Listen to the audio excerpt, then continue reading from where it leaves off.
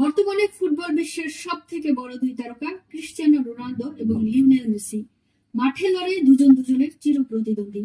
তবে ক্যারিয়ারের শুরু থেকেই ফুটবলের পাশাপাশি বিভিন্ন ব্যবসার সঙ্গেও জড়িত ছিলেন রোনালদো, যেখানে অনেকটাই পিছিয়ে আর্জেন্টাইন তারকা মেসি। তবে এবার ফুটবলের বাইরে ব্যবসার দিকে মনোযোগ দিচ্ছেন মেসি। বিস্তারিত মিম আহমেদের ডেস্ক রিপোর্টে। 2022 সালে কাপড়ের ব্যবসা চালু করেছিলেন মেসি। সেই ব্যবসায়িক ধারাবাহিকতায় গেল মার্চে বাজারে নতুন হাইড্রেশন পানীয় আনার ঘোষণা দেন তিনি। নতুন ব্র্যান্ডের এই হাইড্রেশন পানীয়র নাম প্রকাশ না করলেও নিজেদের পরিকল্পনা নিয়ে সবকিছু জানিয়েছেন এই ফুটবলার। বুধবার সামাজিক যোগাযোগ মাধ্যম ইনস্টাগ্রামে নিজের অ্যাকাউন্টে একটি পোস্ট করেন আর্জেন্টাইন এই তারকা।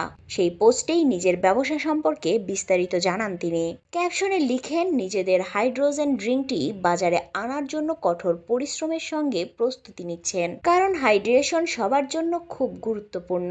জানা যায় মেসির এই পানীয়টি বাজারে অন্যান্য পানীয় থেকে আলাদা এবং সম্পূর্ণভাবে নন অ্যালকোহলিক হতে যাচ্ছে। আগামী জুনে এই পানীয়টি বাজারে আসলেও এখনও এর নাম নির্ধারণ করা হয়নি। উল্লেখ্য, ফোর্বসের মতে মেসির বর্তমান আর্থিক ভ্যালু প্রায় $600 মিলিয়ন মতো। অ্যাডিডাস, পেপসিকো, বার্ডউইসার ইত্যাদি প্রতিষ্ঠান থেকেও মোটা অঙ্কের টাকা পান বিশ্বের সেরা এই ফুটবলার।